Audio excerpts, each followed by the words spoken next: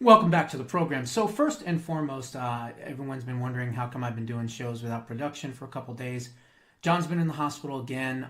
He's getting some tests done, and hopefully he'll be back next week. So at least at this point, it didn't look like it was anything serious.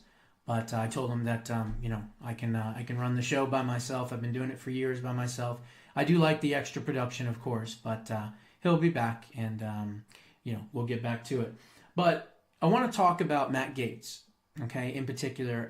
There's obviously this thing about some kind of scandal that's already been shot down by the Department of Justice a long time ago. There's really nothing there.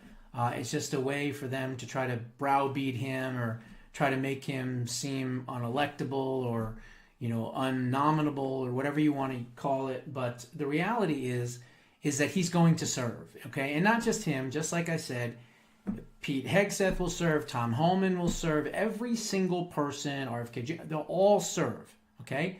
Because there's only two ways that any of these nominees will not serve. Number one, if they withdraw their own nominations, which I highly doubt they will.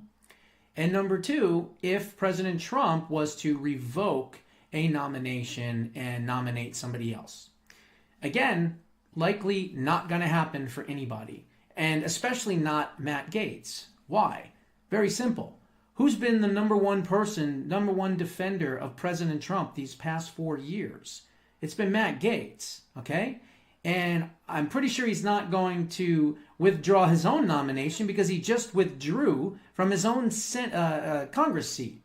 So right now he's homeless, so to speak, if you know what I mean, if he was to do that. So positionless. So in this case, I just don't see that happening. Okay, that's number one. But why are we hearing all these Republicans and Democrats and CNN and MSLSD and all these people saying that he's so absolutely dangerous and he'll never ever get confirmed, and Kevin McCarthy, he won't get confirmed, and Mustache Man, whatever the idiot Bolton's name is, he's a disgrace, and all these people on CNN talking about how he's crazy and it's a joke pick. It's not real. I think even Fetterneck said something about it's trolling and it's not really going to happen. Look, folks, it is going to happen, okay? It is going to happen. He's going to serve a minimum of 210 days, 7 months. Why? Well, very simple. Because of the 1998 Federal Vacancies Act, which clearly says that a president is allowed to nominate anyone for any position in their cabinet, and they do not, let me repeat, do not have to go through a confirmation process in the U.S. Senate. Okay? That's just the way it is. So I'm telling you, don't listen to these idiots. Don't listen to these reports. Don't listen to these morons that say that he's never going to be confirmed. It doesn't matter. He's gonna serve.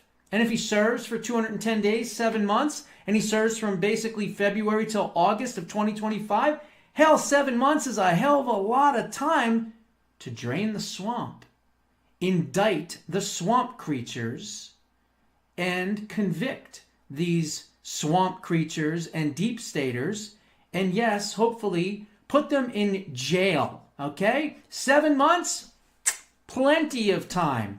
And if after that he can't get confirmed, so be it. He did his job for 7 months, and maybe they put somebody else that's just as MAGA or close to it right in his place. Okay? So I'm not worried about it. Okay? I'm not worried about any of the things that they're saying about any of these people anymore. Why? One word. Mandate. It's over. Mandate. Okay? It doesn't matter what these people say on any side, from any news organization. It doesn't matter at all. No reason to even talk about it. Because now, guess what? We are no longer mental masturbating.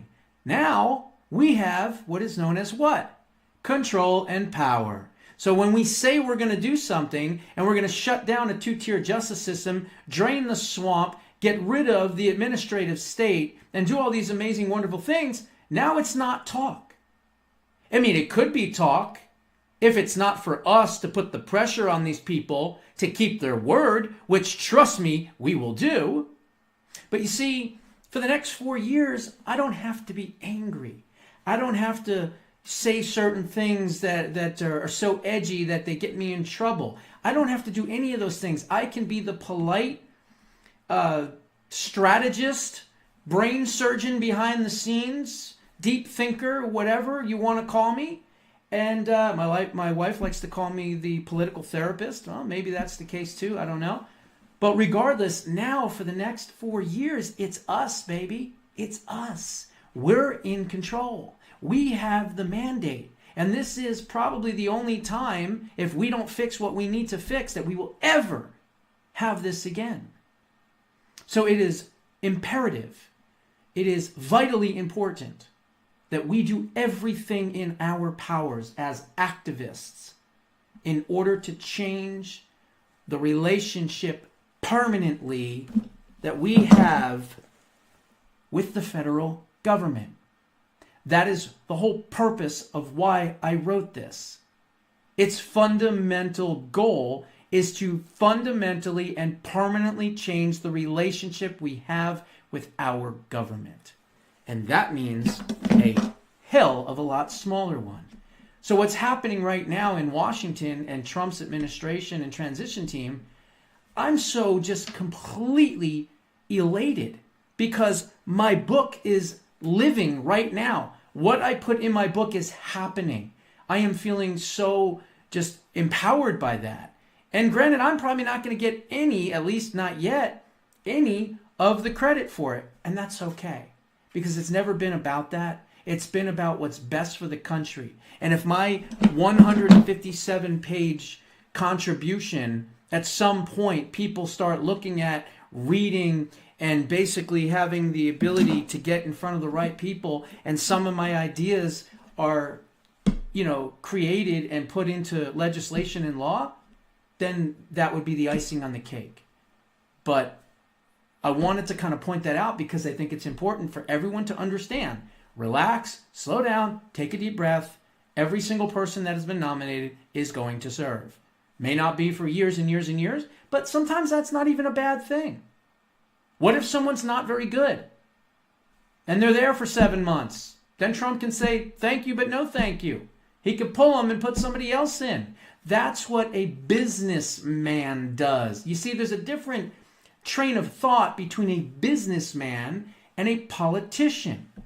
A politician thinks this way, one way, but a businessman thinks this way, and this way, and this way, and that way, and this way, and all around. Why? Because they're constantly changing. Different trends, different market, trends, dips, surpluses, hiring, firing, stagnation, movement, whatever, it's all there. And that's why it's so great to have these business-minded professionals at the helm here, okay? So here's why they are deathly afraid of an Attorney General, Matt Gaetz. Told us that it's a dangerous conspiracy theory to allege that the Department of Justice is communicating with these state and local prosecutions against Trump. You can clear it all up for us right now. Will the Department of Justice provide to the committee all documents, all correspondence between the department and Alvin Bragg's office and Fonnie Willis's office and Letitia James's office? The offices you're referring to are independent offices of state. I get that. The question is whether or not you will provide all of your documents and correspondence. That's the question. I don't need a history lesson. Well, I'm going to say again, we do not control those offices. They make their own decisions. The question is whether you communicate with them, not whether you control them. Do you communicate with them, and will you provide those communications? You make a request. We'll refer it to our Office of Legislative Affairs. But see, here's the thing. You come in here and you lodge this attack that it's a conspiracy theory, that there is coordinated lawfare against Trump. And then when we say, fine, just give us the documents, give us the correspondence, and then if it's a conspiracy theory, that will be evident. But when you say, well, we'll take your request, and then we'll sort of work it through the DOJ's accommodation process, then you're actually advancing the very dangerous conspiracy theory that you're concerned about. Now, you were a judge, once nominated to the highest court in our country. When you were a judge, I'm just curious, did you ever make political donations to partisan candidates? No. Hang on. It looks like there's a commercial on here. Sorry. There are 3 elements to running a successful tax business. Hang on. Things that you need to be aware. No, and you didn't, because that would create the potential appearance of impropriety. I didn't, because there's a federal rule Oh. barring federal judges from making contributions. Right, but under that same theory of attacks on the judicial process, like, shouldn't someone be owed like a jury of their peers and a judge that's non-biased, rather than getting a judge from your political opponent's donor file? I'm well aware that you're not asking a hypothetical. You're asking me to comment on a jury verdict in another jurisdiction which has to be respected. I won't comment on it. That case is still ongoing. The defendant Mr. has Attorney General, indicated- I hadn't asked you about the verdict yet. We were getting there. I was talking about the judge. And so let me ask you this question about your time as a judge. Was there ever a time when you were a judge when you had a family member who was personally profiting off of the notoriety of a case that was before your court? I'm going to say again, it's very clear you're asking me to comment on a case in another jurisdiction. No, wait, hold on, Mr. Attorney General. Did you ever have a family member profit off of the notoriety of any case that you sat over? Say again, you're asking Yes or no? You're asking me to comment on a case currently. Well, it seems you're connecting the another dots, court. Mr. Attorney General. I'm just asking you as to a general principle, but you are aware that Judge Merchan's daughter was profiting off of this prosecution. You are aware that that creates the appearance of impropriety. You know the very reason there's a federal rule against judges giving donations is because it is the very attack on the judicial process that we're concerned about. I'm sorry, I don't agree with anything you just said, but I'm not going to comment on it. Okay, so you won't comment on it, Mr. Attorney General, but you had no problem dispatching Matthew Colangelo. Who's Matthew Colangelo? That is false. I did not dispatch Matthew Colangelo. Matthew That's Colangelo, false. Matthew False. Colangelo became the Assistant Attorney General at the very beginning of the Biden administration.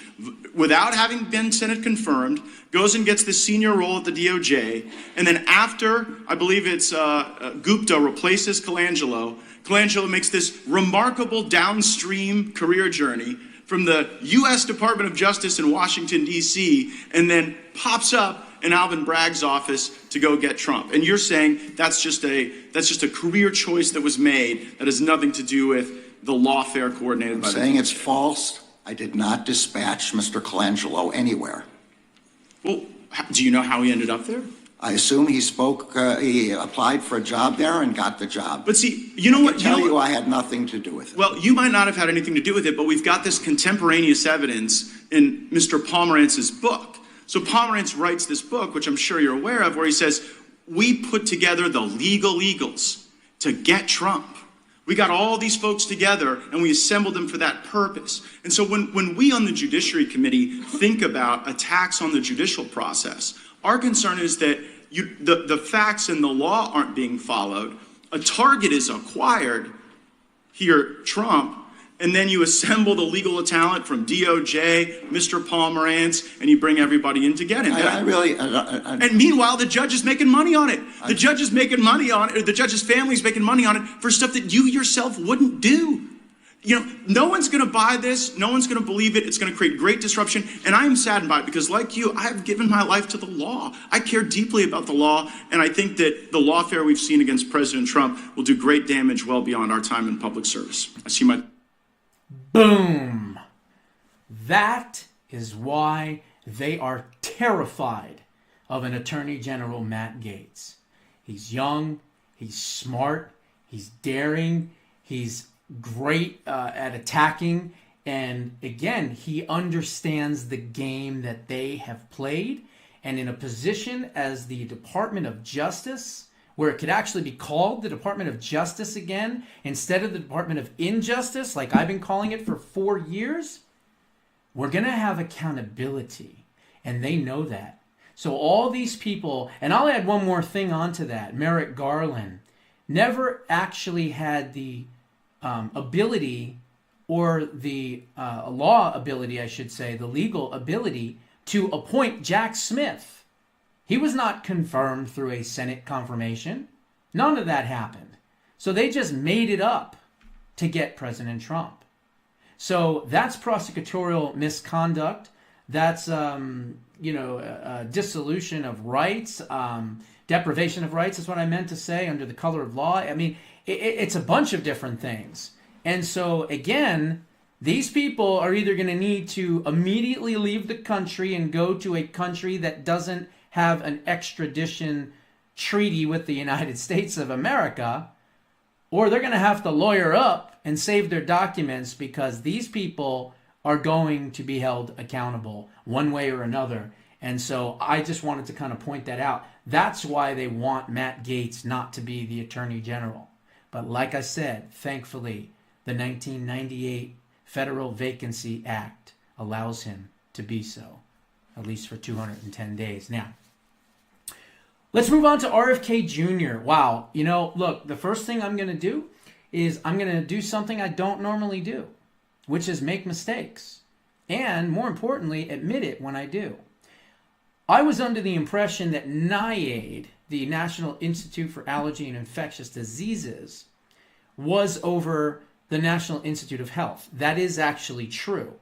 But what I didn't realize is that the Health and Human Services Secretary is over all of them. I thought, and was incorrect in my thinking, that NIAID was over HHS and NIH. I was wrong. It's actually HHS over all of them, okay? And so when I was saying that we should allow Fauci to run NIAID, that's what my thought was. But in reality, him as Health and Human Services Secretary, way better.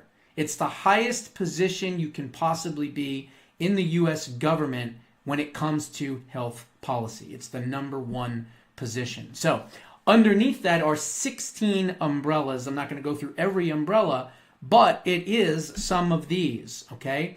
The Center for Disease Control and Prevention. Why is this important? Well, this is emergency preparedness. This is viruses, virus control, perhaps, acts of God and things like that, earthquake, whatever it may be. And so that's important because he's now going to be over that, which means that he's going to put the right people in there. One suggestion that I would have for the CDC would be maybe Dr. Andrew Wakefield. He was one of the doctors that was absolutely just destroyed. His whole career was destroyed after being, anti-vaccines and actually proving that the vaccines were bad. They banned him from everything. They threw him out. He was in the movie Vaxxed many years ago. So that would be sweet revenge for someone like that to take over CDC. The Center for Medical Services, Medicare and Medicaid Services, CMS, is also underneath Health and Human Services. The FDA, the Food and Drug Administration. This is where he's going to be very, very influential. We're talking about banning forever chemicals, getting rid of PFAS, things like that, plastics out of certain things, and including our food supply, fluoride he's mentioned, just toxins, dyes, certain poisonous oils like the cottonseed oils and soybean oils. Like, these are really bad oils that are really bad for your body and can cause cancer over a long period of time. And then, of course, they're also going to be after, of course, free, fresh water, fresh, good water supply and things like that, getting rid of bioengineered food. In a lot of ways, we're gonna become the United Kingdom in our food supply, because the food supply in Europe and other countries around the world is actually very good. They don't use the preservatives. Many of the toxins that we have in our food are already banned in Europe and things like that. So he's actually going to take us to Europe, so to speak, and our food supply and things like that are going to be much better. I mean, you're going to hear things on the news where it's going to say that, HHS has just banned, XYZ chemical or XYZ, preservative, or no longer not allowed to use this type of dye in our food or what. That's what we're going to start getting with RFK Jr. This is a man who's been waiting his entire life. His lifelong dream has been to solve America's chronic health problems. And now he's in charge of being able to do it. It's wonderful. It's also over the NIH. Again, funding of research. You're not going to have gain of function, dangerous research anymore. You're not going to be doing anything with the Wuhan lab, in China and elsewhere. So he'll also hopefully be able to shut down a lot of the bioweapons labs that are around the world, especially in Ukraine and other places. So that's also awesome as well. The Office of Civil Rights is also underneath HHS. This is another great thing. No more lockdowns, okay? No more forced mandates and, things like that. And this also, I guess, would also come into rules and laws pertaining to HIPAA, right? The Health Insurance Portability and Accountability Act, which is health privacy. So that's all underneath the Office of Civil Rights. The Office of Global Affairs, that's another one. That's going to be who's going to be representing the WHO, whether or not we're still going to be in the WHO, whether or not we're going to be funding the WHO. Remember, President Trump in his first term took us out of what I call the Wuhan Health Organization, but the World Health Organization.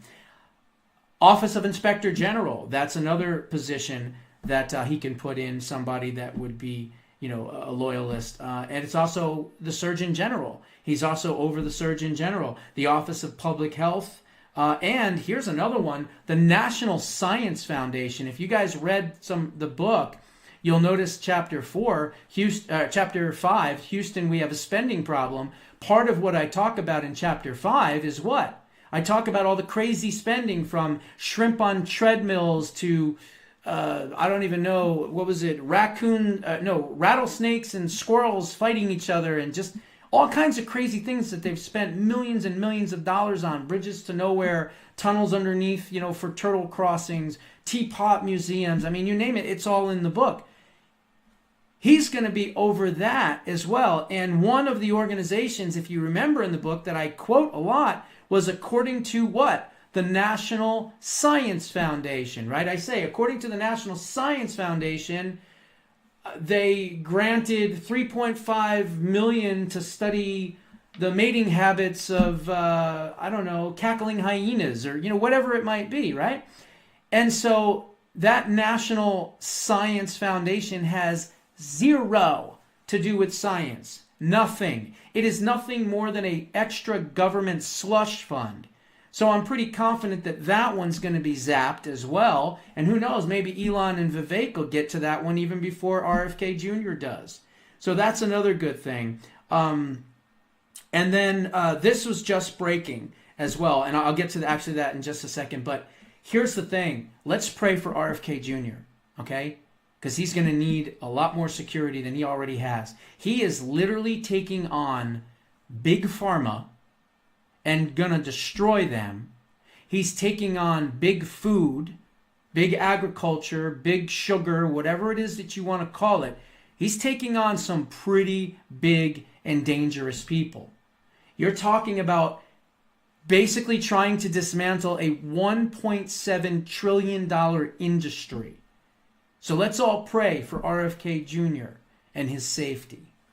Now, here's to the breaking information. So you're going to probably hear this tomorrow sometimes. I don't think it's been announced just yet, but I've heard from my sources that Doug Burgam is going to be named the Secretary of the Interior tomorrow. So if you're watching this tomorrow, then today, whatever. And this is wonderful, okay? It's wonderful, and there are some dangerous caveats for it, and I'll get to that here in just a second, but Doug Burgam has been a pretty decent North Dakota governor, and he's got a history in energy. He's got a history in oil and things like that, and he's been doing that type of stuff for many, many years. He's got a lot of experience in it. But the best part is let's think about this. What does the Secretary of the Interior actually cover? What are their main goals? Well, of course, management of public lands. That's one of their big things. So what does that tell you right away? Anybody want to guess? What was that? That's correct. $800 for you. That's right. The Keystone Pipeline is coming roaring back. Why? Well, because now the Secretary of the Interior is going to be in charge of management of public lands. So that's coming back. Here's another thing that's going to come back and be wide opened again. ANWR, the Alaskan National Wildlife Refuge, which, of course, the left and Biden's regime immediately did executive orders to shut down oil exploration in Alaska. Guess what? Now, with the Interior Secretary being a conservative, guess what? That's going to be opened up as well. Remember what President Trump said? You want to get rid of inflation and high prices? Energy prices must come down. Well, guess what? We open up ANWR. We do Keystone. And we do other drilling, right? And coal and other things like that. Boom, there it is. Energy prices drop. Everything else drops as well. Okay? So, also, energy and mineral resources. Oil, gas, coal, renewables, okay? Also in charge of all of our national park services, water resources and conservation, the U.S. Fish and Wildlife Services, and yes, even the Bureau of Land Management. So there's not going to be any more of those Southern Oregon issues with, it's been so many years, but the Mohair Wildlife Refuge standoff, you remember that, right? With, I can't remember his name. I am so sorry. The gentleman that was shot and killed by the FBI in Southern Oregon. I'm sure it'll come to me in a bit. But that standoff, or the Bunkerville standoff, with the BLM in outside of Las Vegas in Nevada. That, with the Bundys and everything. So now we're going to have friendly people in the Bureau of Land Management. And by the way, the Bureau of Land Management, most of it has been moved outside of Washington. They did that a while back. And the best part is how are you going to get all this approved? Lee Zeldin's your Environmental Protection Agency director. Guess what? He's going to rubber stamp all of the permits to get all of this started and to get it all done. So really, really good news on the horizon. And one more thing, and this one is kind of important, okay? There's a couple things here. But this one in particular. Have you noticed the one department that you haven't heard anything about as far as looking for a department head or secretary of or anything like that? How come we haven't heard anything about the Department of Education? Well, I can tell you this. Ronald Reagan, when he was running for president, said and promised that he would abolish the Department of Education. It never happened. George H. Walker Bush also campaigned on abolishing the Department of Education. And yes, even President Trump, in his first run, also campaigned on abolishing the Department of Education. Now, President Trump is known for keeping his promises. He's already kept so many promises already just by his cabinet choices. He is putting loyalists, people that he trusts, in these positions. It's wonderful. But yet, he's not naming a Department of Education secretary or head or whatever they're known as. Could it be that he's actually going to keep that promise and abolish it? Time will tell. Those are my thoughts for this evening. What are yours? Put them down in the comments below. We'll see you in the next one.